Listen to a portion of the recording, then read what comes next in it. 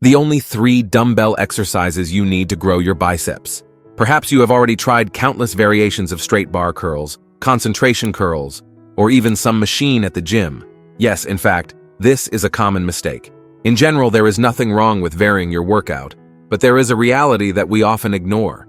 It does not matter if you do countless biceps exercises, if all of them provide the same anatomical stimulus.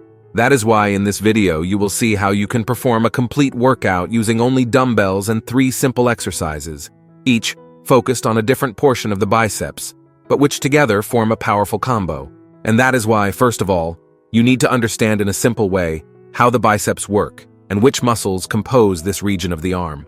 The biceps, as the name suggests, has 2 heads: the short head, located on the inner part of the arm, and the long head, positioned on the outer part. Besides these 2, there is a fundamental muscle to give that thickness to the arm when seen from the front: the brachialis. It lies right next to the biceps, situated between the biceps itself and the triceps. In professional bodybuilders, you can clearly observe this layer of muscle that contributes to the overall size of the arm. The main function of the biceps is the flexion of the elbow, that is, bringing the forearm closer to the shoulder. It is this action of bending the arm against gravity that stimulates the biceps muscle fibers to develop. Of course, there are details of shoulder positioning and wrist supination that can alter the focus of the exercise between the different parts of the biceps. But in summary, to hypertrophy this muscle, you need to perform elbow flexion movements at a variety of angles that stimulate the short head, the long head, and also the brachialis. This is the main reason why most people do not see great results in this muscle. They go to the gym and do 3 or 4 biceps exercises, but all focused on recruiting the same part. Now that you have understood that you need to work both heads and the brachialis, let's move on to the exercises. Exercise number 3, dumbbell spider curl. The dumbbell spider curl is a variation that very specifically works the short head of the biceps. You must have already heard of the spider curl on the bar, but the advantage of doing it with dumbbells is that we achieve a more individualized range of motion for each arm, in addition to correcting possible strength or size imbalances. This exercise is usually performed by leaning your chest on an inclined bench, but even at home, you can improvise a support to keep your torso leaned forward and your arms hanging so that the focus is entirely on the biceps. The beauty of the spider curl is that it completely removes any momentum assistance from the body. When you are standing doing a straight bar curl, it is very easy to cheat by using the hips or curving the back to create leverage and facilitate the upward movement. In the spider curl, the body is positioned in such a way that there is practically no room to cheat with momentum. With that, the short head of the biceps receives a much more consistent tension throughout the entire movement. The main point of attention here is to keep the elbows pointed downward and avoid letting them move too far backward or to the sides, because that ends up changing the angle and wasting the emphasis on the short head. Another crucial care is to perform the eccentric phase in a controlled manner. It is no use lifting the dumbbell with all your strength and letting it drop in free fall, because the eccentric phase is where much of the hypertrophy stimulus occurs. So lower the dumbbells slowly and consciously, feeling the biceps lengthen. One tip to further intensify the contraction is to focus on keeping the arm completely perpendicular to the ground throughout the movement. If you feel that your shoulder is moving forward or backward, correct your posture, as this ensures that the entire load is being supported by the biceps, especially the short head.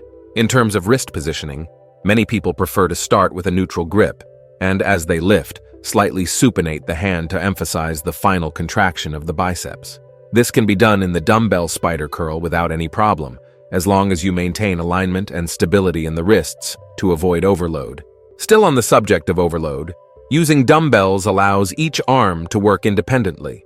This helps to correct asymmetries, because if one side is weaker, you cannot compensate with the other, as often happens with bar exercises. This characteristic is especially useful for the short head, which is sometimes less developed on one side due to postural habits or daily activities. Another frequent mistake is letting the wrist bend inward or outward, which can generate joint discomfort and reduce the efficiency of the movement in the biceps.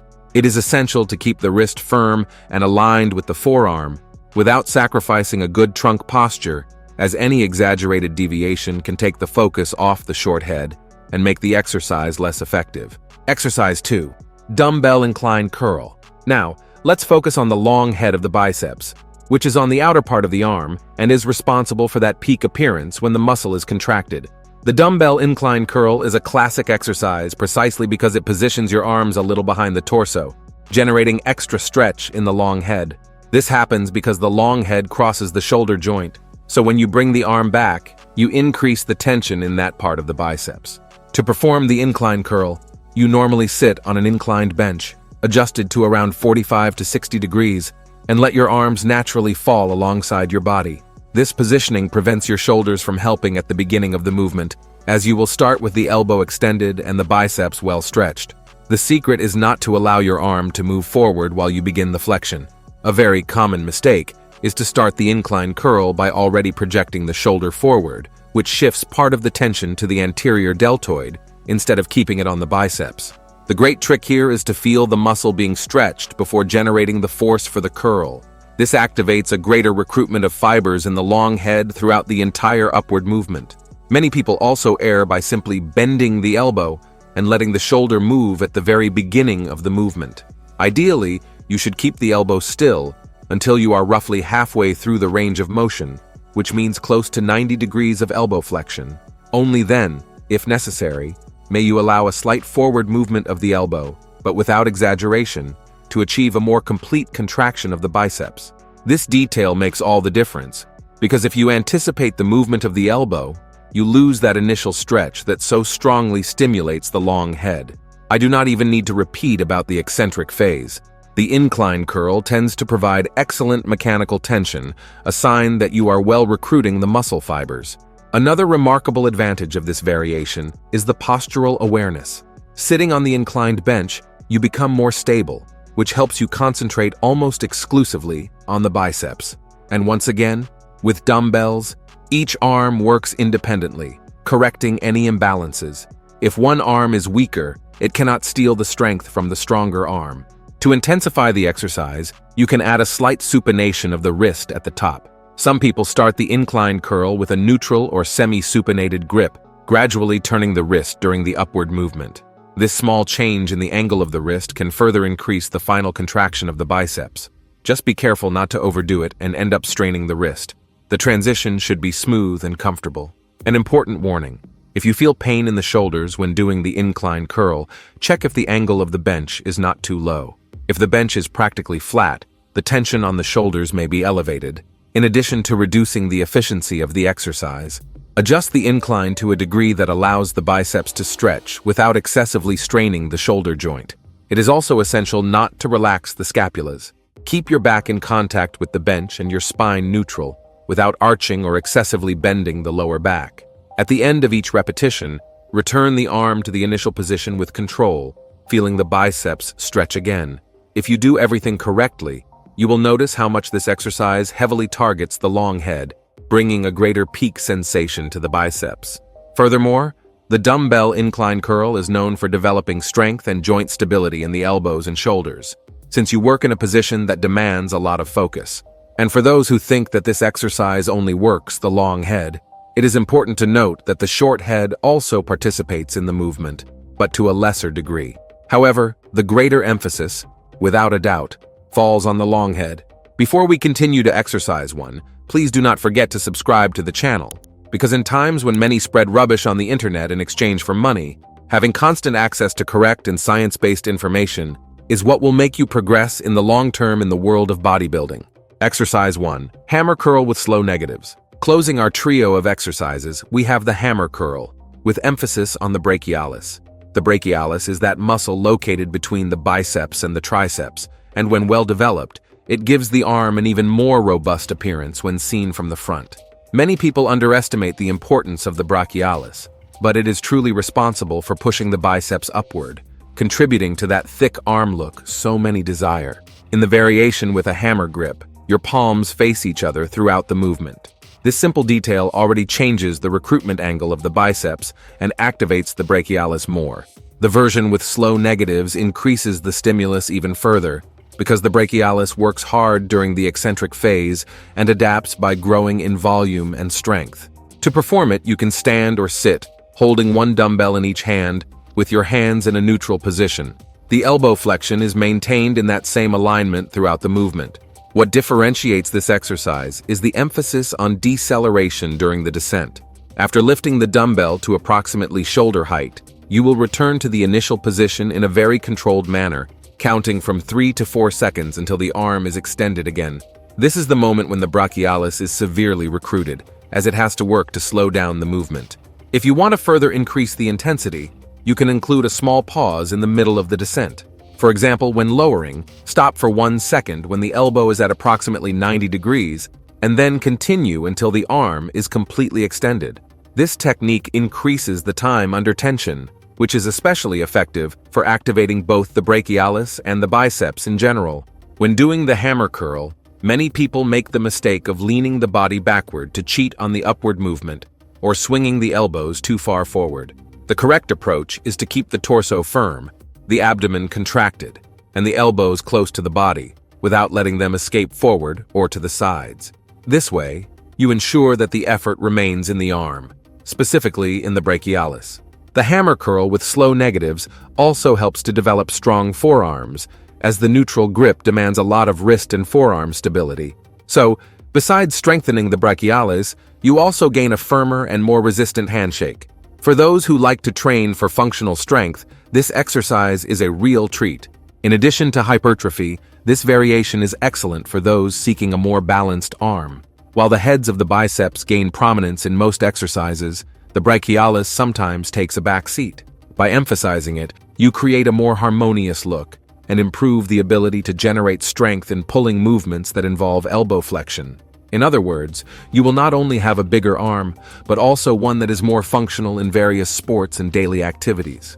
To avoid strain on the wrists and elbows, choose a load that matches your current capacity and gradually increase it as you feel the movement becoming easy. Always focus on perfect execution, neutral wrists, elbows aligned with the torso, controlled upward movement, and an even more controlled descent. Over time, you will notice a significant increase in the thickness of the arm, courtesy of the brachialis, and this will directly impact the overall aesthetics of your biceps. Now we need to talk about another very important point that we have not yet discussed. How many sets and repetitions to do? You must have noticed that we have not yet talked about sets and repetitions, right? Let's better understand how to fit these exercises into your weekly volume, and of course always based on science. A meta-analysis published in 2022 compared 3 groups of training volume: low volume with less than 12 weekly sets, moderate volume, working between 12 and 20 weekly sets, and high volume, working with more than 20 weekly sets. The result suggests that, in general, something between 12 and 20 weekly sets per muscle group is ideal to promote hypertrophy. Now you might be thinking, 20 weekly sets for biceps? That is crazy. Remember that the biceps is indirectly stimulated in various pulling exercises, such as pull-ups or rows. These movements recruit the biceps to flex the elbow during the pull, so they count toward your total weekly volume. The practical recommendation is to consider half of the sets from pulling exercises as stimulus for the biceps. So if you did 14 sets of pulling exercises in 1 week, you can add 7 of those sets to the biceps total. When planning, be careful not to overload your arms, as excess volume can lead to joint pain and hinder muscle recovery. On the other hand, doing less than 12 weekly sets may not be enough to generate the necessary stimulus, especially if you have been training for some time. The range of 12 to 20 weekly sets works very well as a standard. If you are a beginner, you can start at the lower end of the spectrum and gradually increase. If you are more advanced and feel that you still have energy for more volume, you can progress until you approach that ceiling of 20 sets. It is clear that there are countless ways to distribute these exercises throughout the week, depending on your training split. Some people prefer to train biceps together with back, others dedicate a specific day for arms, and there are even those who do a push-pull legs routine, fitting biceps exercises on pulling days. There is no 100% correct or wrong approach. The important thing is to ensure that you can progress in load or repetitions over time and that you give the biceps adequate rest to recover. My suggestion is that you do not completely change your entire training routine. Instead, add these 3 exercises on the days when you already tend to work the upper body. Adjust the volume according to what you already do, remembering to count the indirect sets so as not to exceed the recommended range too much. This way, you will be able to take full advantage of all the stimuli without risking overtraining. And remember, Progress also happens during rest, so sleep well, eat adequately, and give your muscles time to recover. To further optimize gains during rest, we have prepared a video showing all the things you can do at night to optimize your sleep and have an even more restorative rest. The video where we talk about this is appearing on the screen right now. Thank you for watching until here, and may God bless you, my friend.